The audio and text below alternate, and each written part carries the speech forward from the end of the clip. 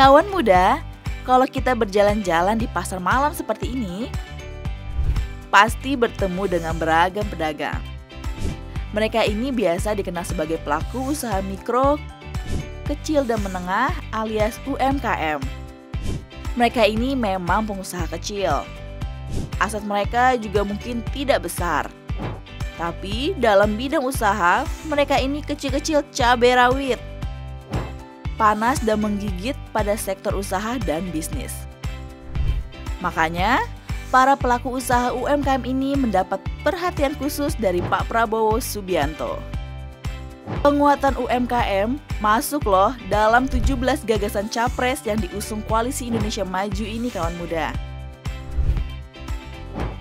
Kalau mengutip pernyataan Pak Prabowo, waktu menjawab pertanyaan Wali Kota Medan, Bobi Nasution pada diskusi panel Rakernas Asosiasi Pemerintah Kota Seluruh Indonesia APEKSI 2023.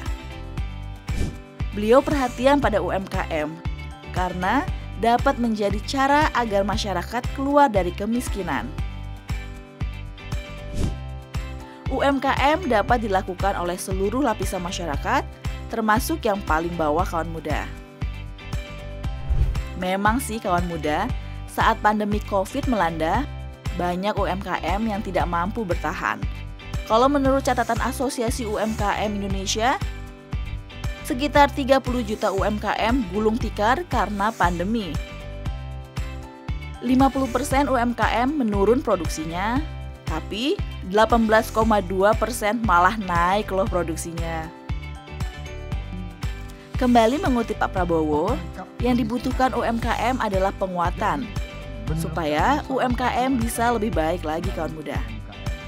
Keyakinan Pak Prabowo terhadap UMKM memang tidak salah. Sebelum pandemi melanda, UMKM Indonesia jumlahnya 64,2 juta.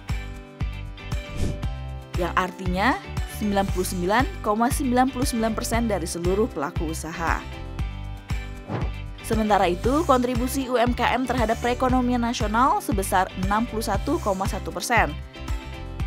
Hanya 38,9% disumbangkan pelaku usaha besar. Saat pandemi, ada satu fenomena unik soal UMKM ini kawan muda. Munculnya kelompok pejuang usaha rumahan yang sering disebut sebagai ibu-ibu berdaster, walaupun nggak semua berdaster ya kawan muda. Mereka berusaha dari rumah, menghasilkan produk untuk kebutuhan sehari-hari. Sambil masak untuk keluarganya, mereka menjual juga makanannya. Kadang menjadi reseller untuk usaha tetangga atau keluarga.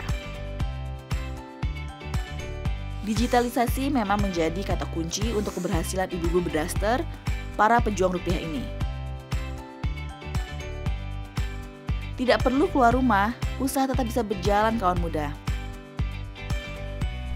Usaha mereka tetap berjalan di saat pandemi mereda dan hilang.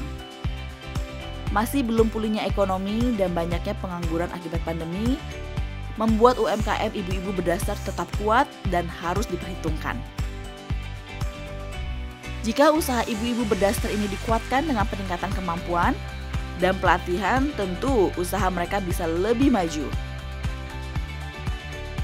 Apalagi jika dikuatkan dengan pemberian bantuan pinjaman modal seperti yang digagas Pak Prabowo, pasti hasilnya makin jos. Nah, penguatan seperti ini juga bisa dilakukan pada UMKM lainnya.